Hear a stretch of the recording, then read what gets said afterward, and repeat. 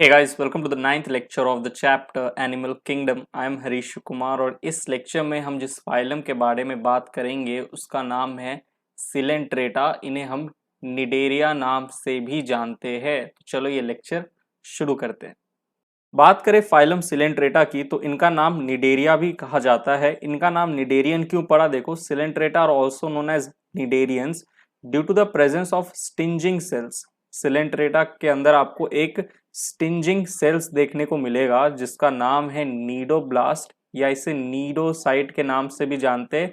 ये stinging cell sting करते हैं, ठीक है, स्टिंग, इसीलिए नाम है स्टिंजिंग सेल्स। ऑलराइट, और ये इन स्टिंजिंग सेल्स का नाम अगर और आपसे स्पेसिफिकली पूछे तो नीडोब्लास्ट या नीडोसाइट आप बोलेंगे, ठीक है। नीडोब्लास्ट या नीडोसाइट किस नेचर के सेल है? स्टिंजिंग नेचर के, स्टिंग करते हैं, स्टिंजिंग सेल्स है, इसीलिए सिलेंट्रेटा का नाम पड़ गया निडेरिया। ऑलराइट, अब आपके मन में सवाल आ रहा होगा, सर सिलेंट्रेटा नाम क्यों पड़ा? तो देखिए, named coelenterata because of the presence of coelenteron cavity. जब आप सिलेंट्रेटा फाइलम के एक मेंबर को लेके उसे बीच से काटोगे तो उसके अंदर आपको एक कैविटी नजर आएगी। उस कैविटी का नाम है सिलेंटिरॉन कैविटी, ठीक है। तो इसीलिए नाम पड़ गया सिलेंट्रेटा। सिलेंट्रेटा को हम निडेरिया क्यों बुलाते हैं? क्योंकि सिलेंट्रेटा में एक तरह के स्टिंजिंग सेल्स पाए जाते हैं जिनका नाम है नीडोब्लास्ट और नीडोसाइट, तो इसीलिए सिलेंट्रेटा का नाम निडेरिया भी है। निडेरिया बोलो या निडेरियंस बोलो, ठीक है। चलो, हैबिटाट की बात करें तो मोस्टली मराइन होते हैं सिलेंट्रेटा के मेंबर, सी वाटर में पाए जाएंगे, पर कुछ फ्रेश वाटर में भी पाए जाते हैं। जैसे हाइड्रा एक मेंबर है सिलेंट्रेटा का, ये आपको फ्रेश वाटर में देखने को मिलेगा। कार्निवोर्स होते हैं, कार्निवोर्स का मतलब आपको पता ही है, राइट। सेसाइल होते हैं, सेसाइल यानी कि एक जगह फिक्स्ड होंगे, और फ्री स्विमिंग भी होते हैं। एक जगह या तो फिक्स्ड होंगे या फ्री स्विमिंग भी कर रहे होंगे, फ्रीली स्विम कर रहे होंगे वाटर में। ओके, चलो आगे बढ़ते हैं। Radially symmetrical animal, radial symmetry होता है, ठीक है। रेडियल सिमेट्री यानी कि कट फ्रॉम सेंट्रल एक्सिस। अगर आप किसी भी प्लेन से काटोगे सिलेंट्रेटा के मेंबर को और वो प्लेन अगर सेंट्रल एक्सिस से होकर जा रही है तो आपको दो भाग मिल जाएगा, 2 = 1/2 मिल जाएगा सिलेंट्रेटा के मेंबर का। बात समझे? जैसे देखिए, ये सेंट्रल एक्सिस है, ठीक है। आप इस प्लेन से काटो तो आपको 2 हाफ मिलेगा, एक ये हाफ एक ये हाफ।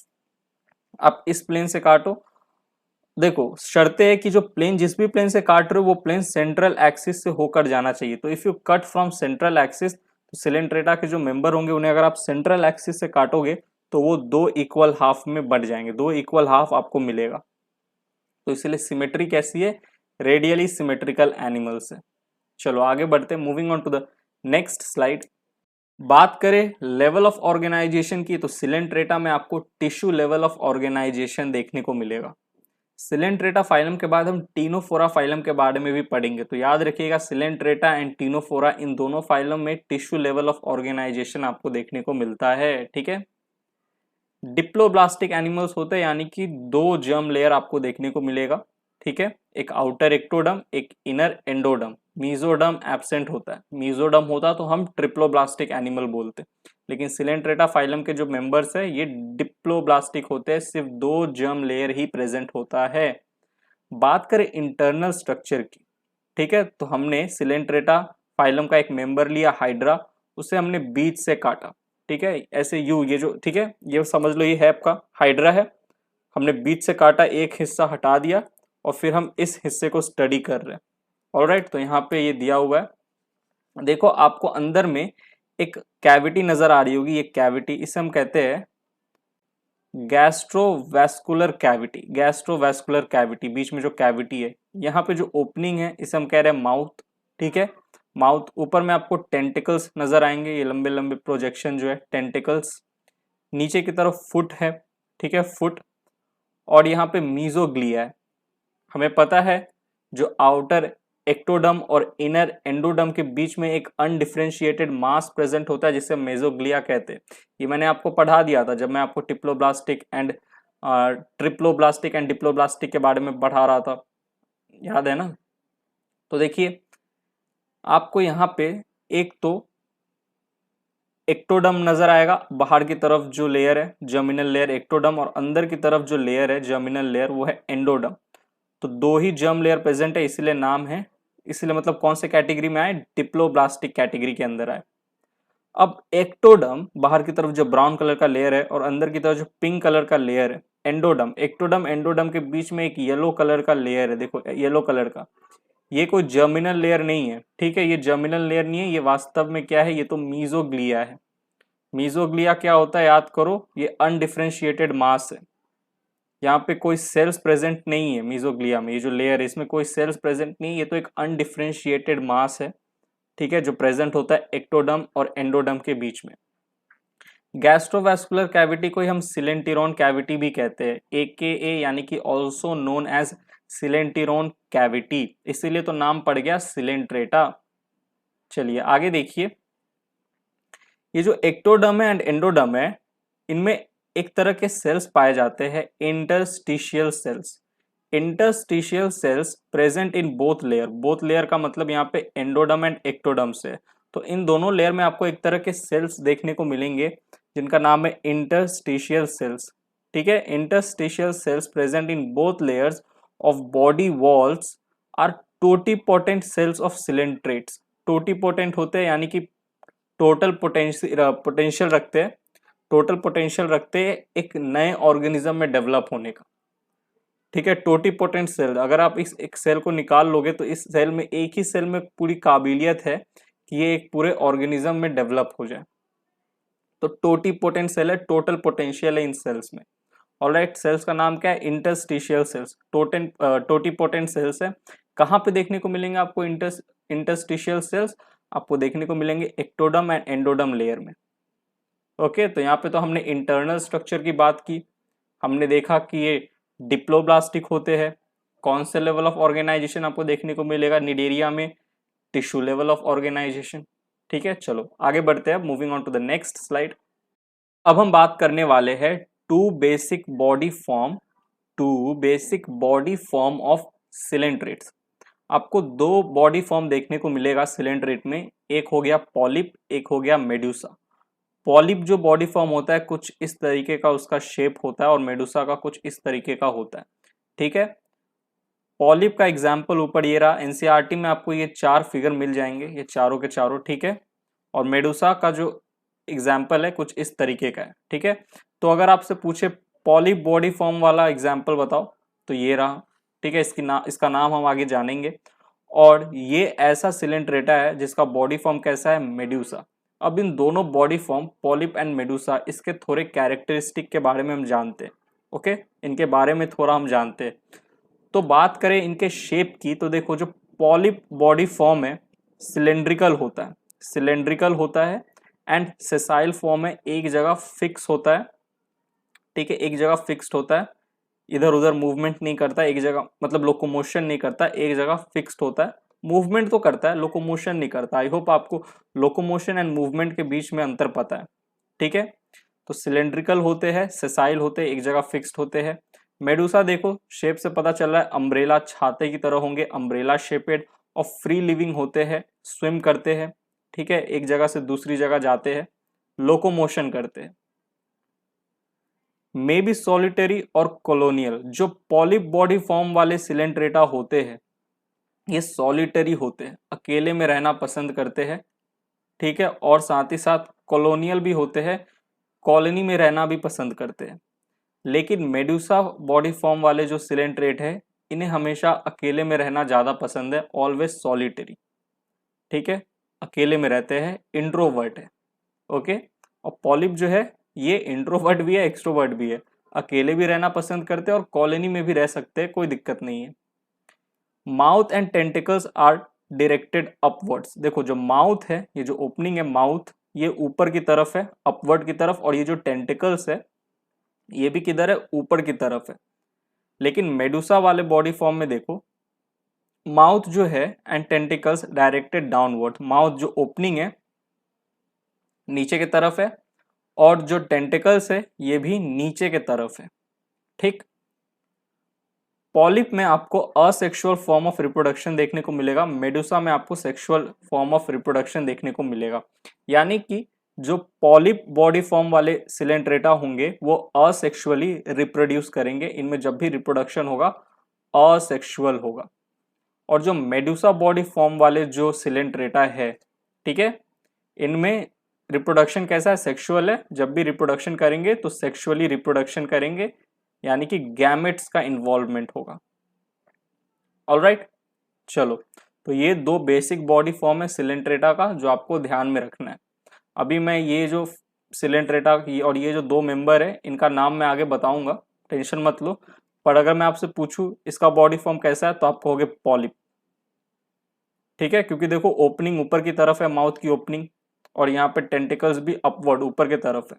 और मेडुसा में देखो ओपनिंग नीचे की तरफ होगी, ठीक है, यहाँ पे कहीं नीचे की तरफ होगी, और टेंटिकल्स भी जो है वो नीचे की तरफ है, ठीक है। तो शेप से आप एक बेसिक आइडिया लगा सकते हो। चलो अब आगे बढ़ते हैं, moving on to the next slide. अब बात करते हैं ऑल्टरनेशन ऑफ जनरेशन की, ठीक है, इसको ध्यान से सुनिएगा। ऑल्टरनेशन ऑफ जनरेशन को हम मेटाजेनेसिस के नाम से भी जानते हैं, इसे आप मेटाजेनेसिस भी कह सकते हैं। होता क्या है, देखिए आपके पास दो बेसिक बॉडी फॉर्म वाले सिलेंट्रेट है, पॉलिप एंड मेडुसा। पॉलिप क्या करता है, ये असेक्सुअल रिप्रोडक्शन करके मेडुसा बनाता है, ठीक है, और मेडुसा जो है ये सेक्सुअल रिप्रोडक्शन करके पॉलिप बनाता है, ठीक। तो क्या हो रहा है, alternation of generation. Polyp asexual reproduction करके मेडुसा बनाया, और मेडुसा के अंदर कैपेबिलिटी है सेक्सुअल रिप्रोडक्शन करके पॉलिप बनाने की। तो एक चीज मैं बोल रहा हूं, देखिए एक ही ऑर्गेनिज्म के लाइफ में अगर दोनों फॉर्म ऑल्टरनेट करती है, पॉलिप एंड मेडुसा दोनों फॉर्म ऑल्टरनेट करती है एक ही ऑर्गेनिज्म के लाइफ में, एक ही ऑर्गेनिज्म के लाइफ में अगर दोनों फॉर्म ऑल्टरनेट करती है तो इस ऑल्टरनेशन ऑफ जनरेशन को कहते हैं मेटाजेनेसिस, ठीक है। इस ऑल्टरनेशन ऑफ जनरेशन को हम क्या कहते हैं, मेटाजेनेसिस। देखिए ऑल्टरनेशन ऑफ जनरेशन यानी कि metagenesis is the phenomena shown by some cnidarians. कुछ सिलेंट्रेटा ये ऑल्टरनेशन ऑफ जनरेशन वाला फिनोमेना शो करते हैं जिसमें in which polyps produce medusa asexually. Polyp ने मेडुसा बनाया asexually, and medusa forms polyp sexually. Sexual reproduction करके मेडुसा ने पॉलिप बनाया, और पॉलिप ने असेक्सुअल रिप्रोडक्शन करके मेडुसा बनाया। तो क्या हो रहा है, ऑल्टरनेशन ऑफ जनरेशन हो रहा है। एक ही ऑर्गेनिज्म के लाइफ में अगर दोनों फॉर्म ऑल्टरनेट करती है तो इस ऑल्टरनेशन ऑफ जनरेशन को हम कहते हैं मेटाजेनेसिस। सम निडेरियंस जैसे कि ओबेलिया में आपको देखने को मिलेगा मेटाजेनेसिस, एंड फाइलेशिया में। फाइलेशिया को हम पोर्तुगीज मैन ऑफ वॉर के नाम से भी जानते हैं, कॉमन नेम है। तो फाइसेलिया में एंड ओबेलिया में आपको देखने को मिलेगा क्या, alternation of generation. Metagenesis is absent in hydra, Adamsia and Aurelia. इनमें मेटाजेनेसिस एब्सेंट होता है। देखो ये याद नहीं रखोगे तो भी चलेगा, आपको बस पता होना चाहिए किन में प्रेजेंट होता है, बाकी में आप सोच लेना एब्सेंट है। ऐसे लेके भी चलो ठीक है, एनसीईआरटी स्पेसिफिक होके रहो तो ही अच्छा है। तो आपको ये याद रखना है ओबेलिया एंड फाइलेशिया में, सॉरी फाइसेलिया में, ओबेलिया एंड फाइसेलिया में।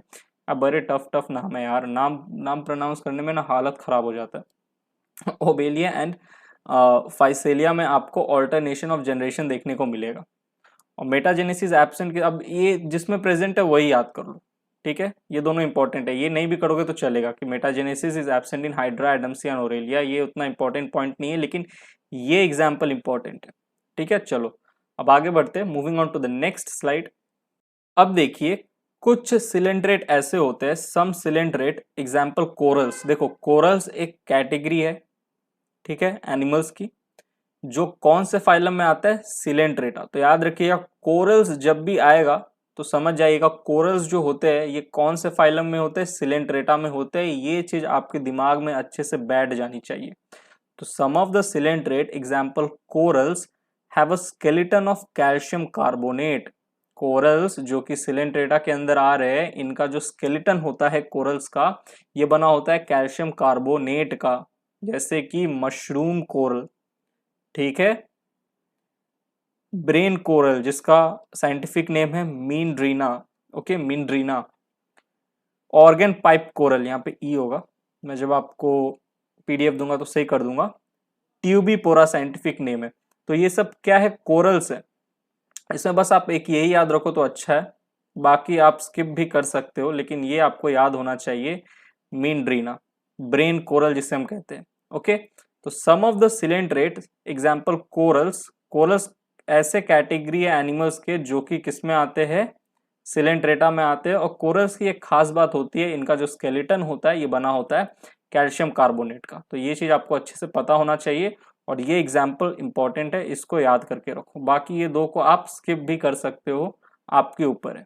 ठीक है, मैं हमेशा कहता हूँ एनसीईआरटी के एग्जाम्पल अगर आपके अच्छे से हो गए तभी एक्स्ट्रा एग्जाम्पल के पीछे भागो। मेरा काम है थोड़ा ज्यादा से पढ़ाना, तो मैं तो आपको ज्यादा से ही पढ़ाऊंगा, राइट। ऐसा नहीं है मैं एकदम एनसीईआरटी स्पेसिफिक होकर अगर आपको पढ़ाने लग गया ना तो मुझ में और बाकियों में कुछ अंतर नहीं रहेगा। तो इसलिए मैं आपको एक लेवल ऊपर ही पढ़ाता हूँ। बाकी आपको एकदम एनसीईआरटी स्पेसिफिक होके पढ़ना है। आपके पास आपको लग रहा है ज्यादा टाइम है तो आप एक्स्ट्रा पढ़िए, मैं आपको समझाता हूँ थोड़ा एक्स्ट्रा ताकि आपको एनसीईआरटी समझ में आ जाए। ठीक है, लेकिन example again I am telling you NCERT specific होके पढ़ो, कोई दिक्कत नहीं है उसमें। ऑलराइट, चलो आगे बढ़ते हैं, moving on to the next slide. अब बात करते हैं गैस्ट्रोवैस्कुलर कैविटी की। ध्यान से सुनिएगा, देखिए ये रहा हमारा गैस्ट्रोवैस्कुलर कैविटी, सिलेंट्रेटा का एक मेंबर है। देखो इसका बॉडी फॉर्म कैसा है, पॉलिप है। क्यों? क्योंकि माउथ का डायरेक्शन देखो ऊपर की तरफ है और टेंटिकल्स भी ऊपर की तरफ डायरेक्टेड है, तो बॉडी फॉर्म कैसा है, पॉलिप। ठीक है, तो ये जो मेंबर है सिलेंट्रेटा का, इस मेंबर को हमने बीच से काटा। ठीक है, इस तरीके का मेंबर था, बीच से काटा, एक हिस्सा हटा दिया और फिर हम इस रीजन को स्टडी कर रहे हैं। तो आपको एक यहाँ पे कैविटी नजर आएगी। ठीक है, सिलेंट्रेटा के जो मेंबर होते हैं उनके अंदर आपको एक कैविटी नजर आएगी, उसका नाम है गैस्ट्रोवैस्कुलर कैविटी। अब आपके मन में सवाल आ रहा होगा सर इस कैविटी का नाम गैस्ट्रोवैस्कुलर क्यों पड़ा? तो सुनिएगा, इस कैविटी का दो फंक्शन होता है, डज डुअल फंक्शन। एक तो डाइजेशन में मदद करता है और एक डिस्ट्रीब्यूशन में। डिस्ट्रीब्यूशन वर्ड जो है ये वैस्कुलर से रिलेटेड है, वैस्कुलर यानी कि ब्लड से रिलेटेड है, ब्लड के डिस्ट्रीब्यूशन में मदद करता है ये कैविटी। ठीक है, और डाइजेशन में भी मदद करता है। डाइजेशन यानी कि गैस्ट्रो, डाइजेशन से हमने गैस्ट्रो वर्ड ले लिया और डिस्ट्रीब्यूशन से हमने वैस्कुलर ले लिया और दोनों वर्ड को मिला दिया गैस्ट्रोवैस्कुलर, तो कैविटी का नाम हो गया gastrovascular cavity. Again I am repeating, cavity के फंक्शन के बेसिस पे नाम पड़ा है गैस्ट्रोवैस्कुलर। कैविटी का फंक्शन क्या है, डाइजेशन एंड डिस्ट्रीब्यूशन। डाइजेशन से वर्ड ले लिया गैस्ट्रो, डिस्ट्रीब्यूशन से ले लिया वैस्कुलर, तो कैविटी का नाम पड़ गया गैस्ट्रोवैस्कुलर कैविटी। अब इस कैविटी का एक और नाम है सिलेंटिरोन, इसीलिए फाइलम का नाम पड़ गया सिलेंट्रेटा। ठीक है, तो एक बार रीड करते, a large central cavity called coelenteron या गैस्ट्रोवैस्कुलर कैविटी इज प्रेजेंट। ठीक है, अब यहां देखो, coelenteron is having a single aperture. Aperture का मतलब है ओपनिंग, एक सिंगल ओपनिंग होता है on hypostome, that is incomplete digestive tract यानी कि ब्लाइंड सैक। इसका मतलब समझिएगा, यहां पे आप देखो आपको एक सिंगल ओपनिंग दिख रही है जिसे हम कह रहे हैं माउथ। ये कहां पे प्रेजेंट है, हाइपोस्टोम पे। इस रीजन को हम कहते हैं हाइपोस्टोम। ये देखो, ये मैंने लेवल भी किया है, हाइपोस्टोम। ये जो रीजन है इसे हम कह रहे हैं हाइपोस्टोम। तो हाइपोस्टोम पे आपको एक सिंगल ओपनिंग नजर आ रही है। ठीक है, ये सिंगल ओपनिंग जो है ये माउथ की तरफ भी सर्व करती है एंड एनस की तरफ भी सर्व करेगी। ठीक है, मैंने आपको याद करो क्या पढ़ाया था, बॉडी टाइप पढ़ाया था तीन तरह का, एक सेल एग्रीगेट बॉडी टाइप, एक ब्लाइंड सैक बॉडी टाइप और एक tube within tube body type. Blind sac body type याद करो, ऐसे ऑर्गेनिज्म, ऐसे मेंबर्स जिनमें एक ओपनिंग हो और वो एक ओपनिंग माउथ और एनस दोनों की तरह सर्व कर रही हो, तो जो ऑर्गेनिज्म है, जो एनिमल है, उसका बॉडी टाइप हो जाएगा ब्लाइंड सैक। तो मैं कह सकता हूँ सिलेंट्रेटा का जो बॉडी टाइप है ये ब्लाइंड सैक है, क्योंकि एक ही ओपनिंग है और ये माउथ और एनस दोनों की तरफ बिहेव कर रही है, दोनों का पर्पस सर्व कर रही है, राइट। यानी कि मैं ये भी कह सकता हूँ कि जो डाइजेस्टिव ट्रैक्ट है वो इनकम्प्लीट है। ठीक है, डाइजेस्टिव ट्रैक्ट कंप्लीट कब होता, जब एक ओपनिंग माउथ की तरह काम करती, एक ओपनिंग माउथ की तरह काम करती और एक ओपनिंग एनस की तरह करती, तो मैं कहता कि कंप्लीट डाइजेस्टिव ट्रैक्ट है। बट यहां तो एक ओपनिंग है ही नहीं, सिर्फ एक ही ओपनिंग है और वो माउथ और एनस दोनों की तरह सर्व कर रही है, तो मैं कह सकता हूँ डाइजेस्टिव ट्रैक्ट इनकम्प्लीट है, बॉडी टाइप ब्लाइंड सैक है। ठीक, तो एक बार रीड करते हैं और फिर आगे बढ़ते हैं। A large central cavity called coelenteron is having a single opening on hypostome that is incomplete digestive tract. इसीलिए बॉडी टाइप कैसा है? Blind sac.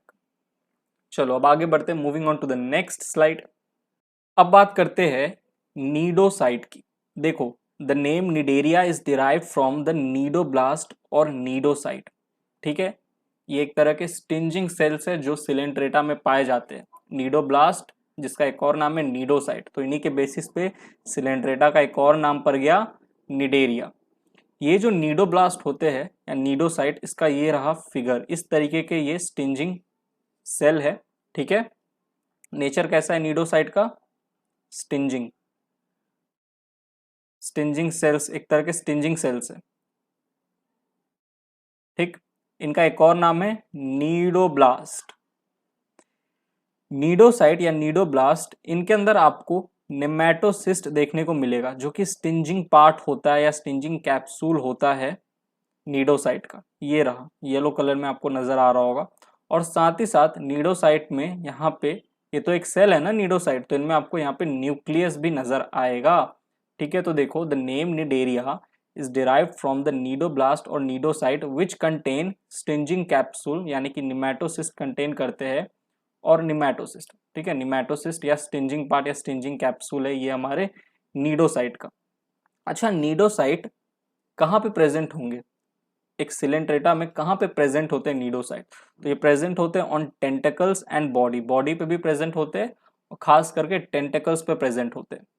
काम क्या होता है इन नीडोब्लास्ट का या नीडोसाइट का? इनका काम होता है यूज्ड फॉर एंकरेज, यानी कि अटैचमेंट. अगर सिलेंट्रेटा के मेंबर को कहीं पे जाके अटैच होना है तो एंकरेज में मदद करेंगी ये नीडोब्लास्ट, जो कि सिलेंट्रेटा के बॉडी एंड टेंटेकल्स में प्रेजेंट होती है.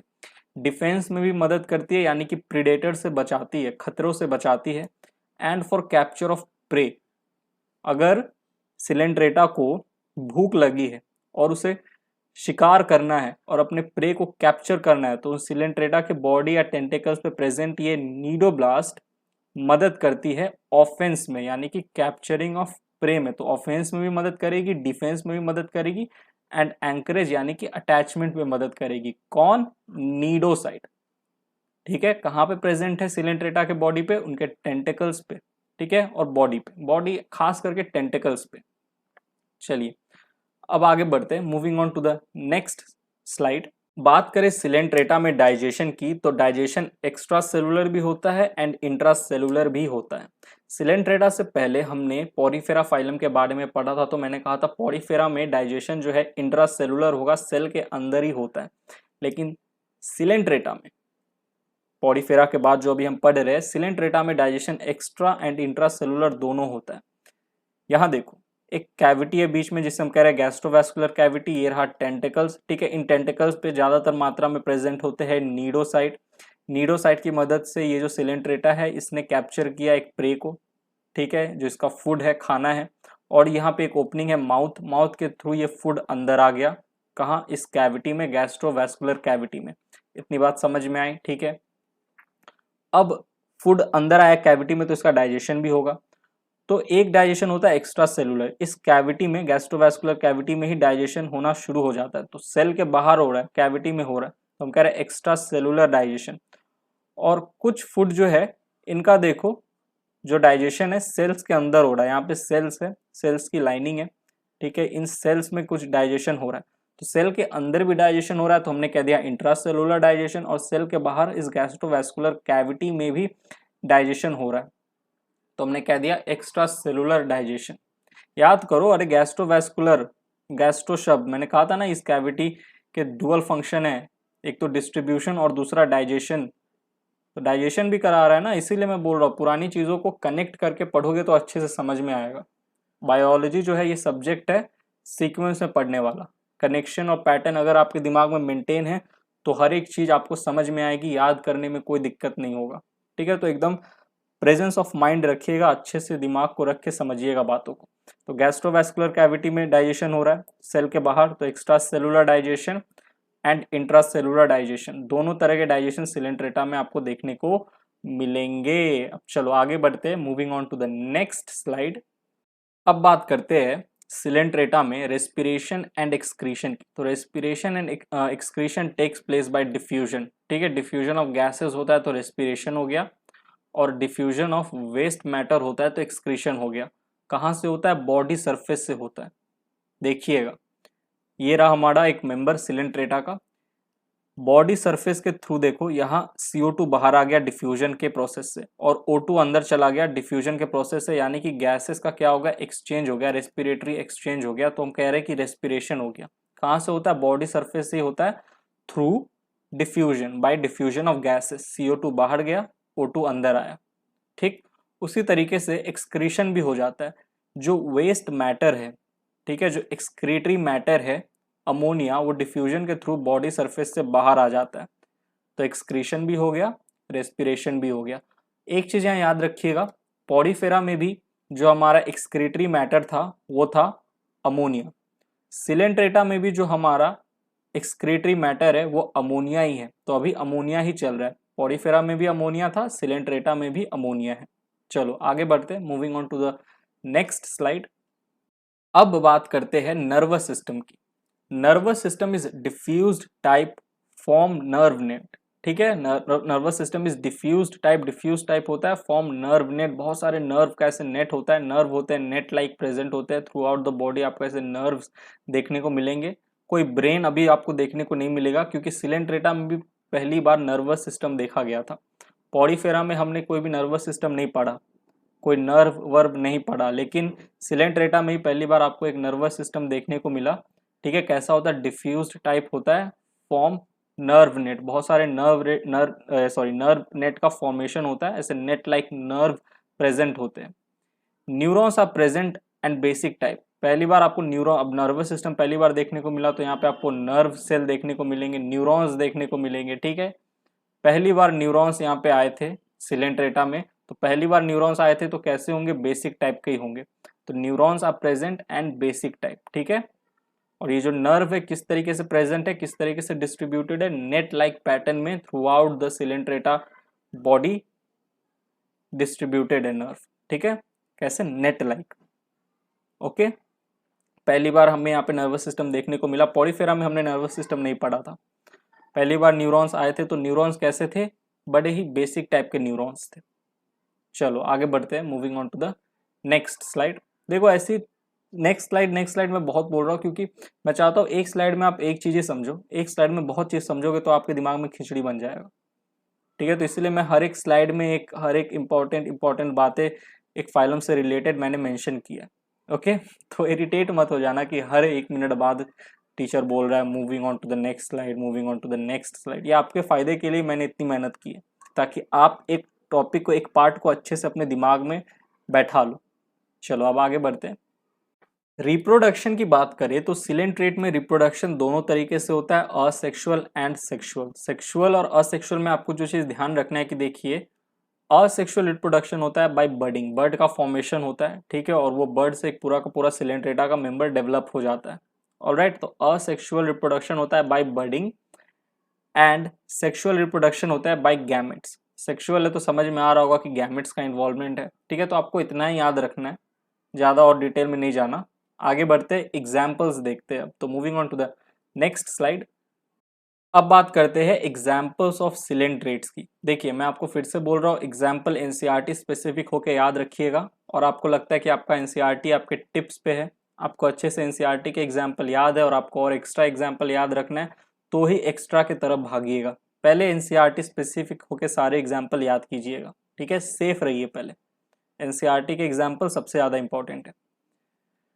तो जो एग्जाम्पल आपको सिलेंट्रेट्स में याद रखने हैं वो है हाइड्रा, ओबेलिया, पेनेटुला, इसे हम सी पेन के नाम से भी जानते हैं, ठीक है, कॉमन भाषा में सी पेन। फाइसेलिया, जिसे पोर्टुगीज मैन ऑफ वॉर भी कहा जाता है। ओबेलिया एंड फाइसेलिया के बारे में मैंने आपको एक बात बताई थी, इनमें आपको मेटाजेनेसिस देखने को मिलेगा, यानी कि ऑल्टरनेशन ऑफ जनरेशन। तो ये चीज़ ध्यान रखिएगा। और भी एग्जाम्पल्स देखते हैं आगे। एडम्सिया, ठीक है, कॉमन भाषा में सी एनिमोन कहते हैं। बॉडी फॉर्म कैसा है इसका? पॉलिप, ठीक है। फिर एग्जाम्पल याद रखना है आपको, ऑरेलिया, कॉमन भाषा में इसे जेलीफिश कहा जाता है। बॉडी फॉर्म कैसा है? मेड्यूसा। फिर आप गॉर्गोनिया याद करो, कॉमन भाषा में सी फैन कहते हैं, एंड मिएंड्रीना कॉमन भाषा में ब्रेन कोरल कहते हैं। ठीक है, तो ये एग्जाम्पल्स आपको ध्यान रखने हैं, एनसीईआरटी स्पेसिफिक होके याद रखो, फिर बाद में एक्स्ट्रा याद करना अगर आपके पास टाइम है और आपको मेहनत करने का मन कर रहा है तो, नहीं तो एनसीईआरटी स्पेसिफिक होके पढ़ो, कोई दिक्कत नहीं है। तो यहाँ पे हमने ये जो लेक्चर है किया कंप्लीट। मिलता हूँ मैं आपसे एनिमल किंगडम के अगले लेक्चर में, तब तक के लिए bye, thank you, take care.